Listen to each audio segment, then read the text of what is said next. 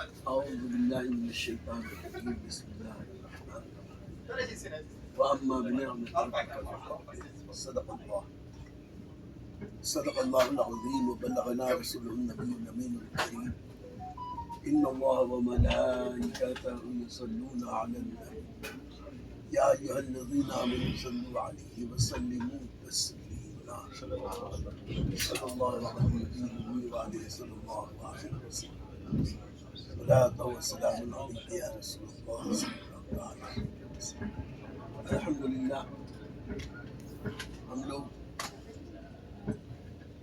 Jeddah Abdul Aziz airport سے metro کے ذریعے مکہ شریف کی طرف جا رہے ہیں، اور جدہ میں ایک ریلوے اسٹیشن ہے،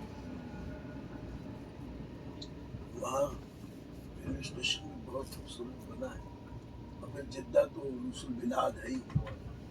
جدہ شہر حقیقت میں حضرت عثمان غنی رضی اللہ تعالیٰ کے دور میں بطور بندرگاہ قائم کیا گیا، ورنہ اس کے پہلے دور رسالت نام صلی اللہ علیہ وسلم میں یہاں سے 70-80 کلومیٹر کے فاصلے پر شعیبہ نام کی ایک بندرگاہ تھی، جو دور جاہلیت میں اسی بندرگاہ سے لوگ سفر کرتے تھے۔ دو واقعات تاریخ میں ملتے ہیں۔ جب خانہ کعبہ کی تعمیر قریش نے کی تھی، قریش کی تعمیر کے وقت شعیبہ بندرگاہی کے قریب عیسائیوں کا، رومیوں کا ایک پانی کا جہاز ساحل پہ آ لگا، ٹکرا کے ٹوٹ پھوٹ گیا تھا، لوگ بچ گئے تھے، جہاز چکمچور ہو گیا تھا، اس کی لکڑیاں ساحل پر آ گئی۔ مکے والوں نے جب نیا خانہ کعبہ بنانا چاہا، اس کے لیے لکڑیاں لینے وہ لوگ شعیبہ کی بندرگاہ پہ آئے، وہ ٹوٹے ہوئے جہاز کی لکڑیاں لے گئے اور اس سے خانہ کعبہ کی تعمیر کی تھی۔ جب ہمارے آقا علیہ الصلوۃ والسلام کی عمر پاک 35 سال کی، اس کا مشہور واقعہ حجر اسود کی تنصیب کا ہے حضور صلی اللہ علیہ وسلم۔ اس وقت وہ لکڑیاں شعیبہ بندرگاہی سے آئی تھی، وہی خریدی گئی تھی، اور 2 بار صحابہ کرام نے حبشہ کی طرف ہجرت کی، پہلی حبشہ کی ہجرت، دوسری حبشہ کی ہجرت۔ دراصل یہ جزیرۃ العرب ہے، بیچ میں ایک بحر احمر کی پٹی ہے، جو مصر سے چل کے نہر سوئس سے مصر سے چل کے یمن تک آتی ہے، یہی حد فاصل ہے، اور اس پانی کی پٹی یہ بحر احمر، ریڈ سی، اس کے ایک طرف یہ جزیرۃ العرب ہے، یعنی ملک شام کا ایک بارڈر سے لے کے نیچے پورا حجاز سے لے کے یمن تک عرب کا حصہ، بیچ میں سمندر کے اس پار بر اعظم افریقہ، اور افریقہ کے وہ سارے ممالک جس میں ایتھوپیا، روڈیشیا، حبشہ وغیرہ، ایریٹریا، اسی سے لگ کے خرطوم، سوڈان۔ یہ دراصل یہ کالے سمندر کے اس طرف اور عرب کے گورے سمندر کے اس طرف، اس وقت حبشہ میں بادشاہ تھا اسحمہ نام کا، نجاشی اس کا لقب تھا۔ حضور اکرم صلی اللہ علیہ وسلم نے مکے کے ابتدائی دور اسلام میں مکے والوں کی جب حد سے زیادہ ظلم و زیادتی ملاحظہ فرمائی، صحابہ کو اجازت دی کہ تم لوگ ہجرت کر جاؤ، وطن چھوڑ دو،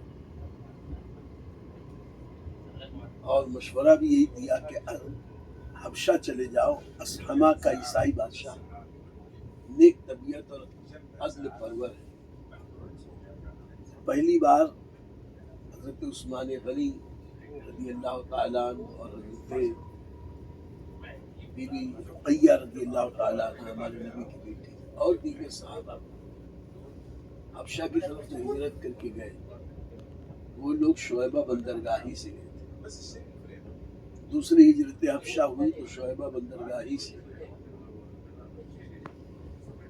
کچھ لوگوں نے اسے شعیبہ بھی کہا، کچھ لوگوں نے شعیبیہ بھی کہا. تیسری بات یہ کہ فتح مکہ کے دن جو کفار اس ڈر سے کہ ہم سے حضور صلی اللہ علیہ وسلم ناراض ہو جائیں گے تو معاف نہ کریں گے، وہ لوگ مکے سے فرار ہو کے گئے. شعیبہ ہی گئے جیسے کہ اکرمہ ابن ابی جہل، صفوان ابن امیہ، بڑے بڑے مشہور کفار اس دور کے. اسی میں اکرمہ ابن ابی جہل اور ایک صحابی کا جہاز ڈول گیا، پانی میں گرنے لگے.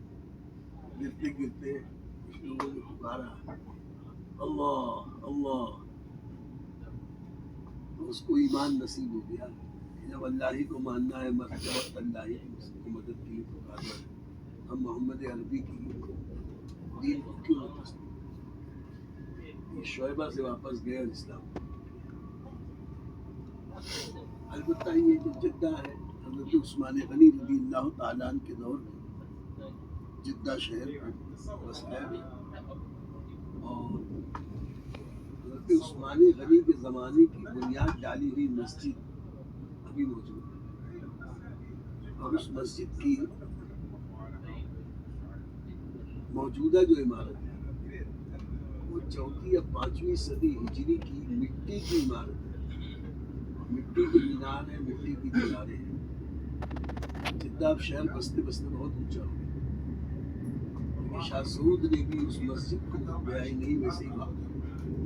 آج بھی اس میں جانے کے لیے 1.5 میٹر نیچے اترنا پڑتا. ویسے ہی مسجد جو اس زمانے کی تھی یا امویوں کے دور کی، اس کو بات کی اسے وہاں کچھ دنوں پہلے تک مسجد امام شافعی بھی تھی، مسجد غوث اعظم بھی تھی. بڑے بڑے اولیاء اللہ یہاں آئے، ان کے احتیاط فرما ہوئے. بہت سارے اولیاء، بہت سارے ان کے مکانات، بہت بڑے قبرستان. ویسے جدہ میں ایک اور مشہور چیز ہے، ایک قبرستان میں بہت لمبی قبر، بہت بڑی، اور وہ مشہور ہے کہ حضرت حوا کی قبر. لیکن ہمارے اکابرین نے کہا کہ یہ مستند نہیں. جانے کب سے یہ مشہور ہو گیا حضرت حوا کی قبر ہے، لیکن یہ مستند نہیں ہے. شہرت باقی بات صحیح نہیں. اور پھر تو جدہ سعودی حکومت نے جو ترقی کیا ہے، دنیا کا بہت مشہور اور عظیم ترین شہر. لیکن کاش جدہ کی وہ ایماندارانہ دور کی برکت سے آج باقی رہ جاتی. حالات بدل گئے، جدہ کچھ نہ کچھ. اور اب ہم مکے کی طرف جا رہے ہیں. پہاڑیاں ہی پہاڑیاں ہیں. مکہ خود پہاڑی. سب سے پہلے اللہ نے کوئی زمین کو پیدا کیا تو اس کی پیدائش یہ دیکھو قبرستان کی اسٹائلیاں ہیں. اللہ نے سب سے پہلے جب زمین پیدا کرنی چاہیے تو یہاں سے پانی ہی پانی. خدائے کریم نے اس پانی میں بلبلا اور جھاگ پیدا کیا، اور وہ جھاگ بڑھتے بڑھتے بڑھتے بڑھتے زمین بن گئی. جس جگہ سے جھاگ بننا شروع ہوا وہ جگہ جہاز خالی تھا. اسی لیے مکے ام القریٰ یعنی شہروں کی ماں کہا جاتا. اور پورے بنی آدم کا وطن اصلی مکہ، کیونکہ حضرت آدم علیہ السلام کے جسد اطہر کی مٹی سے خانہ کعبہ کی زمین کی مٹی سے حضرت آدم کا وطن.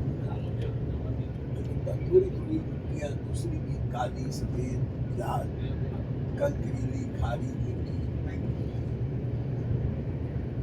مختلف قسم کی مٹیوں کو شامل کیا گیا. اسی وجہ سے حضرت آدم ایک ہے، ان کی اولاد میں کوئی کالا کوئی گورا کوئی پیلا کوئی لال کوئی گندم کوئی سخت مزاج کا کوئی میٹھے مزاج کا اور کوئی اتنا میٹھا کہ جسے دیکھو وہی پھونکتا رہتا ہے، جسے دیکھو وہی پھینکتا رہتا ہے. کچھ اتنے میٹھے اب کچھ ایسے رہتے ہیں گھر میں جو دیکھتا ہے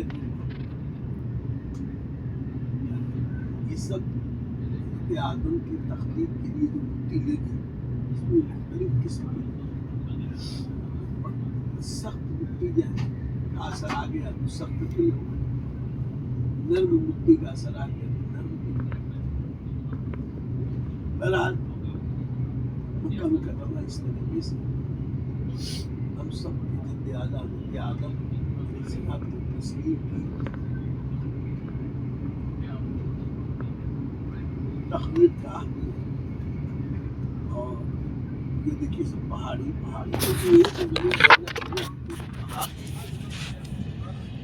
یہی پہاڑ بڑھتے یہ سب پہاڑی ان پہاڑوں کو محبت سے دیکھنا عبادت ہے میرے نزدیک. اس لیے جانے کس پہاڑ پر کس چوٹی پر نگاہ نبوت پڑی، ایسے پتھریلے ماحول میں وہ نبی رحمت سید عالم صلی اللہ علیہ وسلم جلوہ فرما.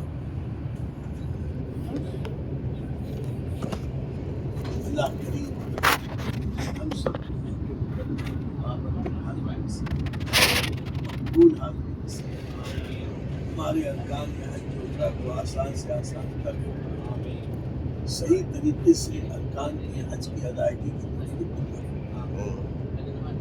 اللہ